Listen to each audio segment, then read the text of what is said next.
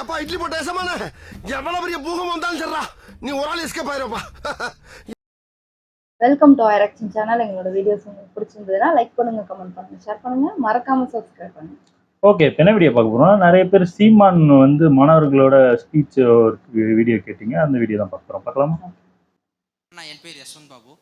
2026 நமக்கு எவ்வளவு சவாலாக இருக்குன்னு நினைக்கிறீங்க? தமிழ் தேசியம் ஆட்சிக்கு வர்றதுக்கு எவ்வளவு ஆண்டுகள் இல்லை காலமாகும் நீங்க நினைக்கிறீங்க? அதெல்லாம் ஒன்றும் இல்லை. 26ல நம்ம ஆட்சிக்கு வர முடியாதுன்னு இருக்குதா என்ன? அப்படிலாம் ஒன்றும் இல்லை, அப்படிலாம் ஒன்றும் இல்லை. நீங்கள் புரட்சிங்கிறது புயல் வரும்னு நீங்கள் இந்த நேரத்தில் புயல் வரும்னு நீங்கள் கணிக்கிறீங்களா? முன்கூட்டியே சொல்கிறாங்க காற்று அழுத்தம், இன்னைக்கு புயல் வரும்னு விடுமுறை விடுறாங்க, அன்னைக்கு வர்றது இல்லையே. வராதுன்னு நினைக்கிறாங்க, அன்னைக்கு கடுமையாக அடிச்சிருது. சென்னையில் தான் புயல் வரும் தாக்கம் வரும்னு நினச்சிக்கிட்டு சென்னையே கவனம் பண்ணிகிட்டு இருந்தாங்க. அது கடலூர், திருவண்ணாமலை, கள்ளக்குறிச்சி, திண்டுக்கலை பேத்து போட்டு திண்டிவனத்தை பேத்து போட்டு போயிடுச்சு. எதுவும் நடக்கலாம். அது மாதிரி 8 விழுக்காடை வச்சுக்கிட்டு எப்படி சீமான் ஆட்சிக்கு வருவாயின்னு கேட்குறான். 3 விழுக்காடு வச்சுருந்த ஜனதா விக்தி புறமனா இலங்கையில் அதிபராக முடியும்னா 2 விழுக்காடை வச்சுருந்த பிஜேபி பாரதிய ஜனதா திரிபுராவில் 42 விழுக்காடை தொட்டு ஆட்சி அமைக்க முடியும்னா 8 விழுக்காடை வச்சுருக்க நாம் 36 விழுக்காடை தொட்டு ஆட்சி அமைக்க முடியாது. அதெல்லாம் புரட்சி இந்த சனியங்களை ஒழிக்கணும்டா, ஒரு மாற்றம் வேணும்டான்னு நீங்களும் நானும் என் தம்பிகளும் தங்கச்சிகளும் பிள்ளைகள் நினைப்பது போல ஒவ்வொருத்தரும் நினைச்சா அடுத்த நொடி மாற்றம், அடுத்த நொடி மாற்றம். அதனால இல்லை, மார்க்ஸ் நமக்காக தான் சொல்றாரு, மாறாது என்ற சொல்லை தவிர மற்றவை எல்லாம் மாறிவிடுங்கிறாரு. அதனால காலம் இப்பத்தான் அப்பத்தான்னா நினைக்கூடாது. ஒன்று சொல்றேன், உலக வரலாற்றில் நம்ம அளவுக்கு தோத்தவன் யாரையாவது சொல்லு. உலக வரலாற்றில் அரசியலை படி என் அளவுக்கு தோத்தவன் எந்த தலைவனும் இருக்க முடியாது. என் அளவுக்கு கீழே இருந்து வந்த எளிய மகனும் எவனும் இருக்க முடியாது. ஆபிரகாம் லிங்கனாவது பெரிய கல்வியாளன், அவனால் படித்தார் வச்சார், எனக்கு அதுவும் இல்லை. ஆனால் தோத்து தோத்து தோத்து தோத்து போனாலும் அவன் சொன்னான்ல, அடி என்ன அடித்தாலும் தாங்குறான்னு சொல்லுவாப்புல பங்காளி வடிவேல். அது மாதிரி வெட்ட வெட்ட தலைக்கும் வாழை மாதிரி இந்த 4 பொது தேர்தலில் தோற்றுருக்கோம். ஆனால் 5வது முறை 26ல் தனிச்சு போட்டின்னு நிற்கிற ஒரு கட்சி இந்திய அரசியல் வரலாற்றில். இந்த கட்சிகளை விட்டு நமக்கு பயப்பட காரணம், இந்தியாவிலேயே எல்லாருடைய வாக்கும் குறைஞ்சிருக்கு, நம்ம வாக்கு மட்டும்தான் உயர்ந்திருக்கு. அதில் எண்ணெயை ரைடு விட்டோம், சின்னத்தை எடுத்துக்கிட்டோம், கடைசியாக ஒரு கர்மத்தை கொடுத்தோம், மைக்குன்னு ஒரு சின்னத்தை கொடுத்தோம். அதுவும் 1 வாரத்துக்கு முன்னாடி கொடுத்தோம். அதை வச்சுக்கிட்டு எந்த வேட்பாளரும் பெரிய தலைவரோட மகனும் இல்லை, ஓட்டுக்கு காசு கொடுக்கல, ஒரு ஊடகமும் நம்மளை போட்டி போடுறதே சொல்லலை. ஆனாலும் 36 லட்சம் வாக்கை வாங்கி இவ்வளவு காசு பணத்துக்கு இடையில் ஏறி நிற்கிறான்னா சந்திரசேகர் ராவ், மாயாவதி, சீமான். சந்திரசேகரை 2 முறை முதல்வர் வந்திருக்கிறார், மாயாவதி 2 முறை இருந்திருக்கிறாங்க. பெரிய கட்சி, ஒரே சின்னம், ஒன்றுமே இல்லாமல் ஒரே இடத்துல நிற்கிறானே எப்படிங்கிறத நம்ம பிரச்சனை. இதே அதிர்ச்சி 26லையும் இருக்கும், பல பேருக்கு இருக்கும். எப்படி இருக்குன்னா, இந்தியாவை யார் ஆள்றதுங்கிறதுல நான் அதில் போட்டி இல்லை. அதில் ஐயா மோடி, அருமை சகோதரர் ராகுல் காந்தி 2 பேர் தான். இதில் யாருன்னு அந்த இந்தியாவை யார் ஆள்றதுன்னு இவ்வளவு தேடிய என் இன மக்கள் இந்த நாட்டை யார் ஆள்வதுங்கிறதுல உறுதியாக என்னையே தேடுவார்கள். ஏன்னா அவங்களுக்கு தெரியும் நான் தலைவன் இல்லை, அவங்க மகன், அவங்க பிள்ளைன்னு எனக்கு அவங்களுக்கு தெரியும், தேடுவான். அதில் இந்த காலத்தில் தான் இது நடக்கும் அப்படின்னு எந்த தலைவனும் நினைக்கக்கூடாது. தலைமைக்கு அழகே நானே சாதிச்சு முடிப்பேங்கிறது இல்லை, நான் இல்லைனாலும் இன்னொரு தலைமுறை சாதிச்சு முடிக்கணும்னு நம்பிக்கை கொண்டவனை தான்.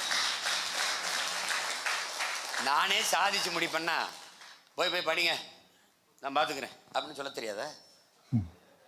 ஆனால் நானே சாதிச்சு முடிப்பேன்னு நம்பிக்கை இருந்தாலும் ஒருவேளை வென்றால் மகிழ்ச்சி, தோற்றால் பயிற்சி, தொடரும் எங்கள் முயற்சி, இதுவே மாற்றத்திற்கான எளிய மக்களின் புரட்சி. கால்களில் வலு, தோள்களில் தம்பு இருக்கிற வரைக்கும் ஓடு, தளர்ச்சி அடையிறியா இன்னொருத்தன் தோலுக்கும் மாற்று. அந்த தோள்களை தான் இப்போ தயார் செஞ்சுக்கிட்டு இருக்கேன். அதனால் போட்டு ஆனால் இப்போ இல்லைன்னா அப்புறம், அப்போ இல்லைன்னா அடுத்து. ஆனால் ஒரு நாள் உறுதியாக நம்ம வெல்லுவோம், அதில் எந்த மாற்றமும் இல்லை.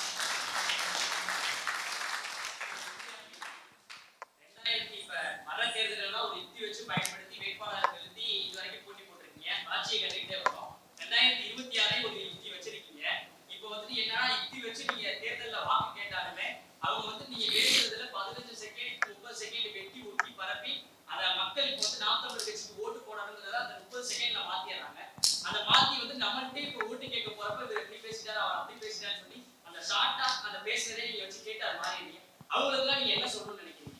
அந்த 30 செகண்ட் பேசப்பட்டு கேட்டு அதான் அந்த விழுக்காடு வந்து ரொம்ப குறைவு. நீங்கள் இவ்வளவு பேசியும் இதில் நம்ம மக்கள் நம்மளை தேடி இருக்காங்கல்ல, நீங்கள் அதை தான் பார்க்கணும்.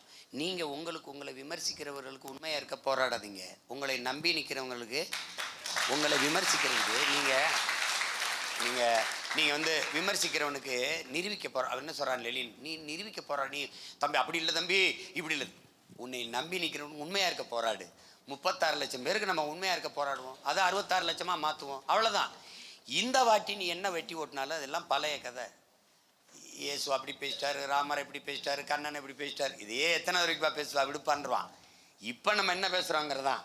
இந்த வாட்டி நீ எவனும் தப்பிக்க முடியாது. எப்படின்னா இப்போ அந்த தம்பி கேட்டான்ல, இந்த மீனவர் எப்படி காப்பாற்றுவாயின்னு, நெய்தல் படைனா எப்படி நெய்தல் படைன்னு நான் இங்கே நின்றுக்குருவேன், இங்கே நிற்பேன். இப்போ இருக்கிற மாதிரி இந்த இதெல்லாம் இருக்காது, இப்படி நின்றுக்குருவேன். இப்போ நின்றுக்கிட்டு இங்கே ஓடும், இந்த பாரு நெய்தல் படை எப்படி பாதுகாக்கிறேன் பாருன்னு போடுவேன். இப்போ வேளாண்மை அரசு பணியாக மாத்துறேன்றேன், இந்த மாதிரி ஏன் வேளாண்மை மாத்துறேன்னு சொல்கிற மாதிரி. இப்போ பாரு, இப்போ இப்படி பாரு, ஆடு மாடு வளர்த்தலே அரசு பணியாக மாத்துறேன்னு சொல்கிறேன், ஏன் மாத்துறேன்னு சொல்கிறேன். இந்த மாதிரி ஆஸ்திரேலியா என்ன பண்ணுது பாரு, இங்கே பாரு, பிரதமர் மோடி பேசுவார் டைரி டேல, மில்க் ஹே சிரிக்காத, பெரிய சந்தை இருக்குங்கிறாரு, பால்லையே நம்ம பெரிய பொருளாதாரம் இருக்கு, அதுலேயே நம்ம தற்சார்பு அடையலாம்ங்கிறார். ஆனால் மாடு யாரும் வளர்க்க மாட்டாங்க. இப்போ நான் என்ன சொல்கிறேன், பாலின் சந்தை மதிப்பு தமிழ்நாட்டில் எவ்வளவு இருக்குன்னு நீ நினைக்கிற? 9 லட்சம் கோடி. சாராயம் எவ்வளவுக்கு விற்கிறான்னு நினைக்கிற? 50,000 கோடி. கடன் எவ்வளவுன்னு நினைக்கிற? 8,33,000 கோடி. இது இப்போ நான் என்ன செய்கிறேன், பாலை ஆந்திராவிலேருந்து வாங்குறேன், கறியை ஆந்திராவிலேருந்து வாங்குறேன். இப்போ நானே ஆடு வளர்க்குறேன், நானே பால் கொண்டு வரேன், ஆவின் பால் விற்கிறேன், ஏன் வளர்க்க மாட்டேற? இப்போ நான் மாடு வளர்க்கணும், பிரேசில் என்ன செய்யுதுன்னு காட்டுவேன். மாடு வளர்க்குது, ஆடு வளர்க்குது, கரும்புலேருந்து பெட்ரோல், சர்க்கரை, மாடு பால். இப்போ ஒவ்வொன்றையும் நுட்பமாக என்ன பண்ணுவேன், போட்டு காட்டுவேன். நீ தப்பிக்கவே முடியாது. கன்னியாகுமரியில் ஒரு சின்ன ஒரு முன்னோட்டம் காட்டினேன், பார்த்துருப்பாயின்னு நினைக்கிறேன். அப்படி ஒவ்வொன்றையும் காட்டுவேன். இந்த வாட்டி நீ கல்வி எப்படி கொடுப்பேன், மருத்துவத்தை எப்படி கொடுப்பேன், வேலை வாய்ப்பு எப்படி பெருக்குவேன், சாலை எப்படி போடுவேன், மின்சாரத்தை மாற்று மின் உற்பத்திக்கு எப்படி போவேன், மீத்தேன் நிலத்தை தோண்டாமல் பயோகேஸ் எப்படி தயாரிப்பேன், எல்லாத்தையுமே போட்டு காட்டுவேன். நீ நம்பித்தான். நீ ஏன்னா இந்த பாரு சிங்கப்பூர் இப்படி எடுக்குது பாரு, இந்த பாரு ஜப்பான் எப்படி கடல் அலையில் மின்சாரம் தயாரிக்குது பாரு, நீ எதுக்கு அணு உலையை கட்டிட்டு அழுகிறாய், நான் ஒன்றையும் கேட்பேன். அப்போ உனக்கு தெளிவாக தெரிஞ்சிடும். அதனால இந்த விமர்சனத்தில் போப்பான்றணும். விமர்சனத்தை உரமாக்க வேண்டும், அதில் நம் லட்சியத்தை மரமாக்க வேண்டும். அவ்வளோ கேள்விகள் முடிவடை. அவ்வளோதான் போல இருக்கு. சூப்பர், நல்லா இருந்துச்சு. ஆனால் இது பெரிய வீடியோவாக இருந்துச்சுன்னு நினைக்கிறேன். கிட்டத்தட்ட ஒரு மணி நேரத்துக்கு மேலே இருக்கு. அது ரொம்ப அதிகமாக போட வேண்டாம், சின்னதாக போடுவோம் தான் போட்டோம். கேட்டுகிட்டே இருந்தாங்க, அதனால தான் போட்டோம். நல்லா இருந்துச்சு. ஏன்னா பேசுறது எல்லாமே கேட்கறதுக்கு நல்லாதான் இருந்துச்சு. டிஃபரெண்டான ஒரு இது வர்றது நல்லதுதான். இது வந்து நல்லது வந்து யாரு பண்ணாலும் நல்லதுதான். அது யாருக்கு வேணாலும் சப்போர்ட் பண்ணலாம். அது இந்த நல்லது வந்து இவர் பண்ணாதான் நான் சப்போர்ட் பண்ணுவேன்னு சொல்றதே தப்பான விஷயம். யார் பண்ணாலுமே நல்லது பண்ணாங்கன்னா சப்போர்ட் பண்றது தப்பே கிடையாது. யூஸ் பண்ணிக்க போறது நம்மதான். ஏன்னா நம்மதான் கஷ்டப்பட்டு யார் வந்து பண்ணாலுமே அது நம்ம ஏத்துக்கணும். நம்மளுக்கு கீழே இருக்காங்களா, ரொம்ப அடித்தட்டத்துல இருக்கவங்க தான் அதிகமாவே இருக்காங்க. அதான் உண்மையான ஒரு இது. அவங்களுக்கு நிறைய விஷயம் கிடைக்காது, அதெல்லாம் கொண்டு வர்றது நல்ல விஷயம் தான் எனக்கு தெரிஞ்சு. பார்க்கலாம் இது எப்படி போக போகுதுன்னு தெரியல. ஆமா, ஓகே. எங்க வீடியோஸ் உங்களுக்கு பிடிச்சிருந்தா லைக் பண்ணுங்க, ஷேர் பண்ணுங்க, கமெண்ட் பண்ணுங்க, மறக்காம சப்ஸ்கிரைப் பண்ணுங்க. எல்லாருக்கும்